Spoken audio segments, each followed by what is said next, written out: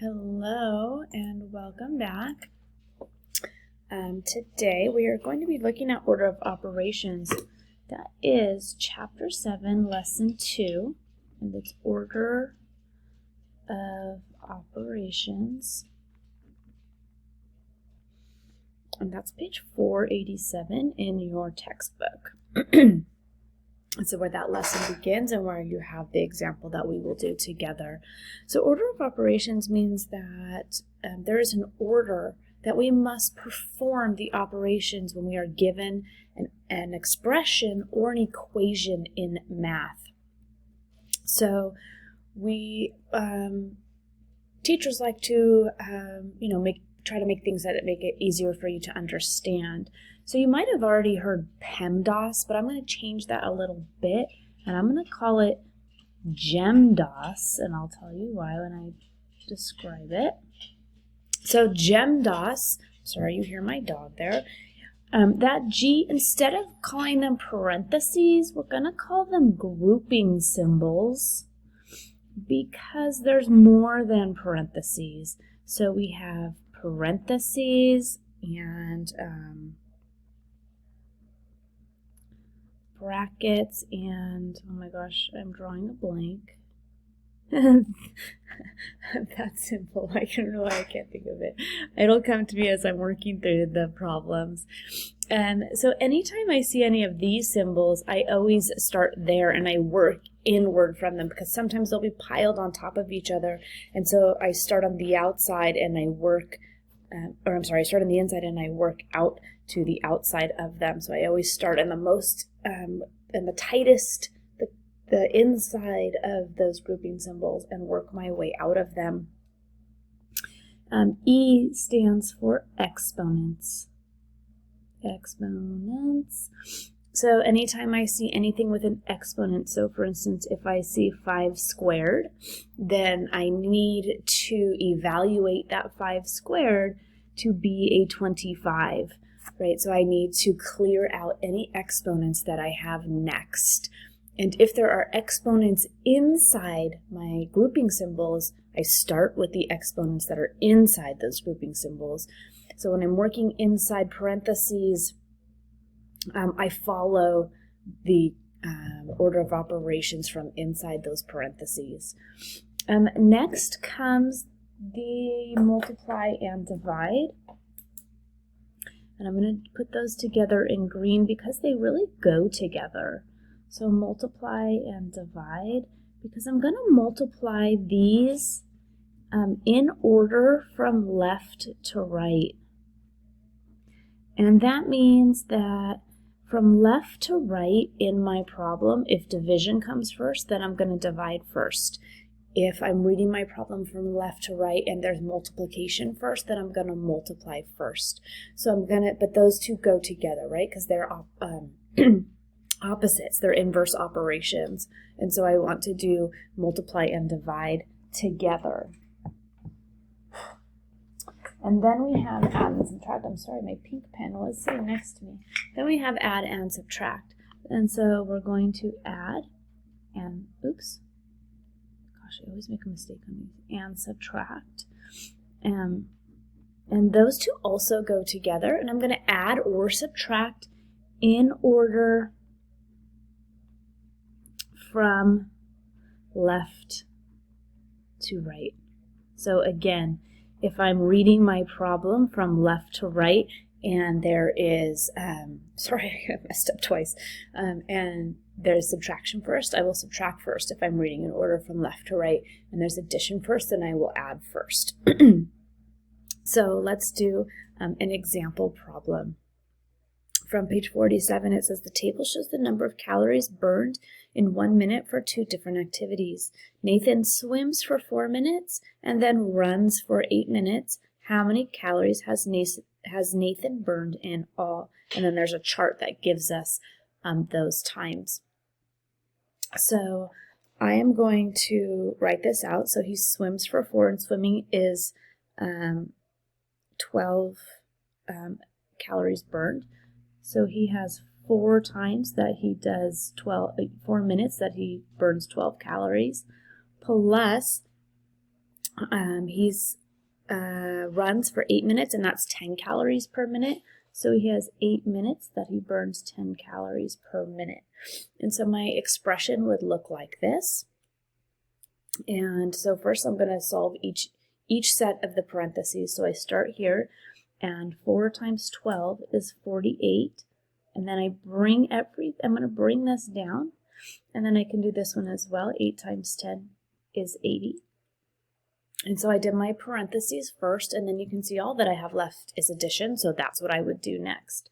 And 40 plus 80 would give me 128, and that would be calories that Nathan burned. Okay, so always any grouping symbol, so parentheses, brackets, it still hasn't come to me, you guys. Exponents. Remember, this does not mean 5 times 2, it means 5 times 5. I'm going to multiply or divide in order from left to right, and then add or subtract in order from left to right.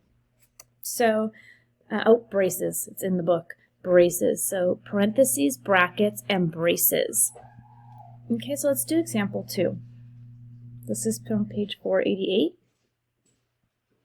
And this example says 20 minus braces, 4 plus brackets plus oops, I forgot a 4. There's another 4 inside there. Parentheses, 10 divided by 2, and then we have the parentheses, the close of the brackets, and the braces. So I'm going to start on the very inside, right? The closest inside that I can.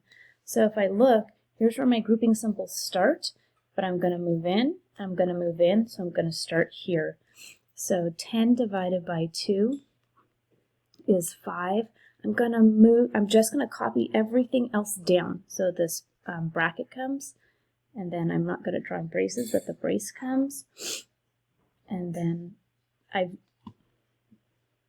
used this, right? This has become that 5. So I move everything else down. So the 4 with the plus, the brace, and then the 4 with the plus. That's the bracket and the brace, and the 20 minus. I recopy everything down. So again, I'm going to do what is on the inside the most. So that would be this right here. So 4 plus 5 becomes 9. And I still have this brace out here. And I have the plus, and I have the 4, and I have the brace, and I have the minus, and I have the 20. So now I'm working on what is here. 4 plus 9 is 13, and what I have left is the minus and the 20. And 20 minus 13 is 7. Okay, I'm looking for an example to do. Okay, we're going to do, I'm going to make one more example up, and let's say that we have 64 minus 7 times 2, no, 7 times 6 divided by 2. Okay, so then I go through this, and there are no grouping symbols, okay, no exponents. So now I have multiply or divide in order from left to right.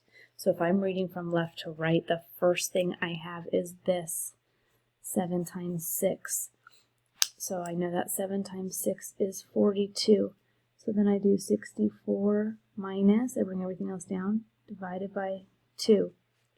Then I'm still multiplying or dividing in order from left to right.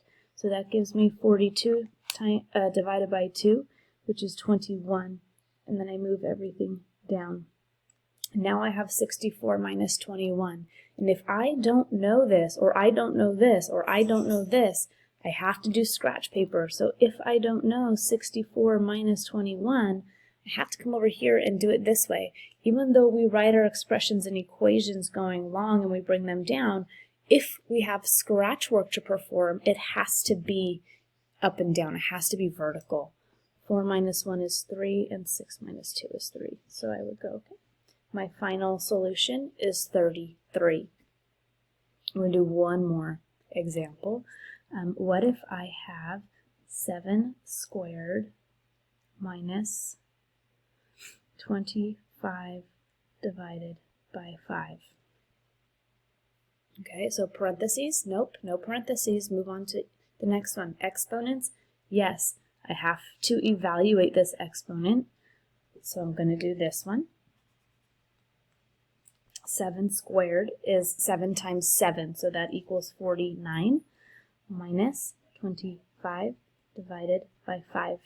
Next, multiply or divide in order from left to right. I have some division here, so I'm going to divide. And 25 divided by 5 is 5. And I'm going to move the rest of this down. And 49 minus 5 is 44. So my solution would be 44. Okay, I hope that was helpful, and enjoy the rest of your day.